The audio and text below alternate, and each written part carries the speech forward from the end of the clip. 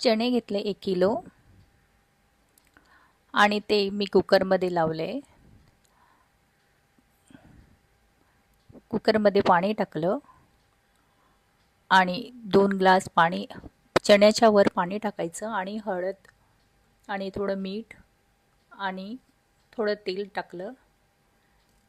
झाकण लावून आता ते 3 शिट्या होऊ द्यायच्या आणि मी पीठ घेतलं, त्यामध्ये दही घातलं आणि मीठ घातलं. आता ते छान आणि थोडी साखर घातली. साखर घातली आणि आता छान मळायचं. व्यवस्थित मळवून घ्यायचं आणि छान स्मूथ करायचं. थोडं थोडं पाणी घालायचं. थोडं थोडं पाणी घालून मी आता डो तयार केलेला आहे. त्या डोला छान हाताने स्मॅश करते, छान मळते. मळून आता मळून झालेला आहे व्यवस्थित, पूर्णपणे सॉफ्ट झालेला आहे. आता खूप छान म्हणजे हाताला चिटकत नाही असा डो आणि इतका छान तयार झालेला आहे. आता त्याला आपण 10 मिनिटं असं झाकून ठेवूया. 10 मिनिटं झाली. आता आपण डो बघ, आता थोडा छान अजून मऊ झालेला आहे. आता आपण नान लाटायला घेऊया. मी नान करते आहे म्हणून चपाती ही लांबोडी राहणार. अशा लांबोड्या आकाराची मी लाटून घेते आहे.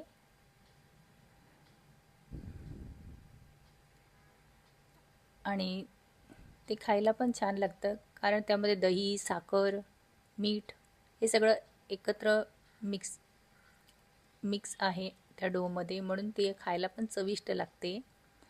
मी चपात्या अशा 2 करून ठेवलेल्या आहे. आता आपण तव्यावर घेतली आणि थोडं तेल लावलं, थोडं कोथिंबीर घातलं आणि थोडं तिखट, मीठ आणि तेल हे मी एकत्र करून ते ठेवलं. त्याचं मिश्रण मी लावलं. आता दुसरी चपाती घेतली, त्यातही त्याचं मिश्रण लावलं आणि कोथिंबीरसुद्धा घातली. चपातीला छान होऊ द्यायचं आणि खायलाही टेस्टी आणि खूप छान लागते. आणि ती फुगते सुद्धा छान, मस्त फुगते सुद्धा ती चपाती. चपाती नाही म्हणणार, याला नान म्हणणार.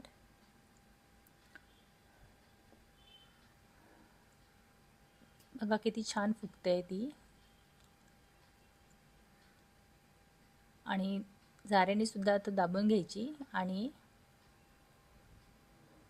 परत एकदा पलटवायची, खालून होऊ द्यायची व्यवस्थित. परत पलटवली. आता थोडंसं असं परत लावायचं मिश्रण. खूप छान फुगली आहे.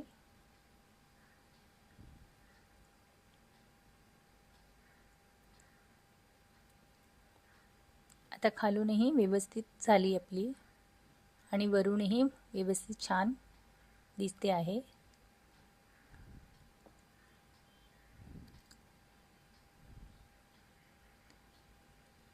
झाली. आता आपले चणे बॉईल करून झाले आहे. आता आपण त्याला वर खाली करूया कुकरमधून. छान शिजले आहे चणे, मस्त मऊ झालेले आहे. दाबून बघण्याची काही गरज नाही, व्यवस्थित झाले. आणि कांदा कापून घेतला. कांदा आपण कापलेला आहे. असे कांदे आपण 3 घेतले, छोटे कांदे घेतले 3, मीडियम पण नाही आहे, छोटे 3. ते व्यवस्थित कापून घ्यायचे. छोटं बारीक केलं तरी चालेल, असे बारीक करायचे. आणि नंतर टमाटे घ्यायचा, टमॅटो पण कापून घ्यायचा. मी टमॅटो 2 घेतले, तेही व्यवस्थित कापले.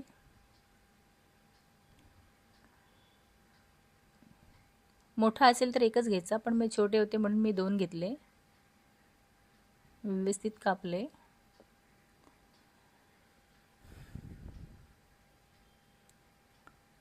नंतर 4 मिरच्या घेतल्या, त्याला सुद्धा 4 कापं करायचे, 2-2 असं काप करून असं मोठे कापून ठेवायच्या. आणि कोथिंबीर ही कापायची, कोथिंबीर चिरायची, बारीक चिरून ठेवायची कोथिंबीर.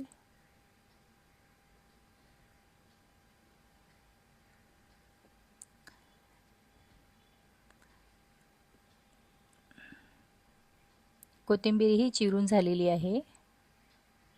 आता ओलं खोबरं होतं आपल्याकडे, ते ओलं खोबरं थोडं घ्यायचं.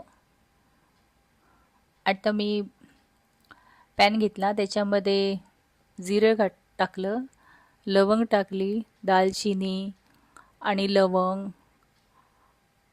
आणि बडीशेप आणि खसखस हे सगळं एकत्र करून सगळं व्यवस्थित भाजून घ्यायचं, सॉटे करायचे.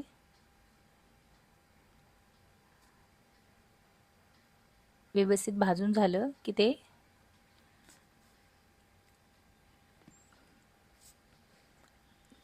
आणि थोडे धमालपत्र टाकायचे. धमालपत्र टाकलं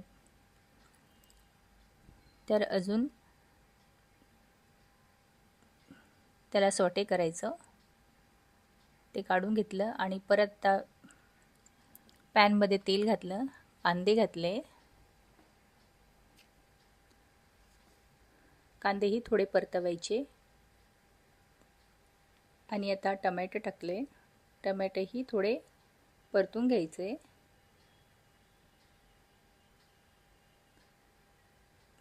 त्यामध्ये हिरवी मिरची घातली, लसूण घातलं, अद्रक घातलं आणि ते पण आता परतून घ्यायचं. नंतर काजू घातले, काजूही परतून घ्यायचे. व्यवस्थित परतून घ्यायचं पूर्ण. कांद्याचा कलर चेंज झाला पाहिजे. आणि आता खोबरं सुद्धा टाकलं, खोबरं वरून टाकलं मी. आता चांगले सॉटे होऊ द्यायचे पूर्ण व्यवस्थित. कांद्याचा कलरही चेंज झाला, टमॅटोही व्यवस्थित शिजले. आता मसालाही छान झाला. आता आपण एक मिक्सरच्या जारमध्ये काढून घ्यायचं. आता मिक्सीला लावायचं.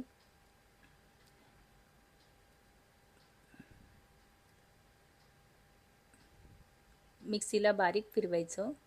नंतर ते मगाशी धमालपत्र वगैरे टाकले ते सुद्धा मिक्सीला फिरवायचे. बारीक झाले आपला मसाला. दोन्हीही मसाले आपले व्यवस्थित बारीक झाले. आता कढईमध्ये तेल घातलंय. तेल तापलं की आपण मसाला आता घालणार आहे. आता मसाला छान होऊ द्यायचा.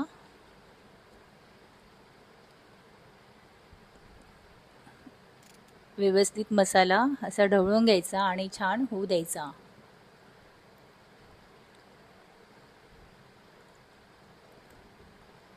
आणि हलवायचं.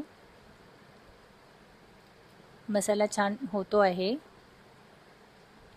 त्यामध्ये गरम मसाला घालायचा 2 चमचे, जो वाटला होता तो आपण.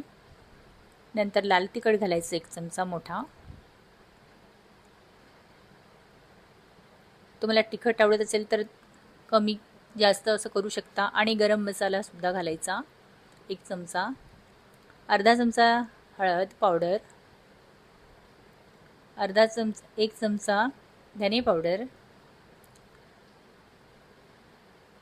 आणि स्वादनुसार मीठ घालायचं. आणि ते छान ढवळायचं. ढवळून घेतलंय आपण. व्यवस्थित मसाला झालाय. थोडी साखर घालायची मसाल्यामध्ये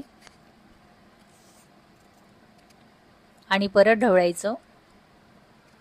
मसाला एकजीव पूर्ण छान झालेला आहे, तेलही वर सुटलेलं आहे मसाल्याला.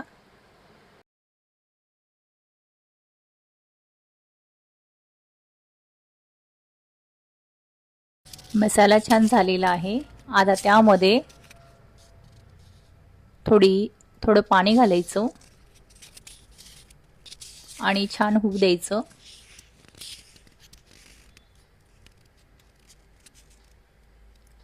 छान ढवळलं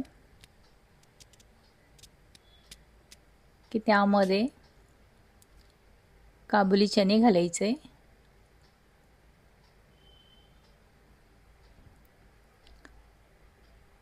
आणि व्यवस्थित ते होऊ द्यायचं. पूर्ण काबुली चणे घालायचे आणि ते ढवळायचं, व्यवस्थित होऊ द्यायचं. काबुली चण्यांना पूर्ण मसाला लावायचा व्यवस्थित.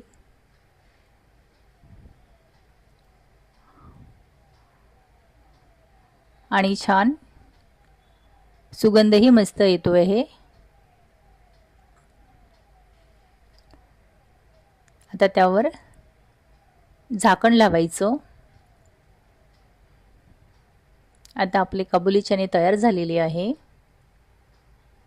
बघा किती छान कलर आला, वर तेलही आलं. आता खालवर करून घ्यायचं.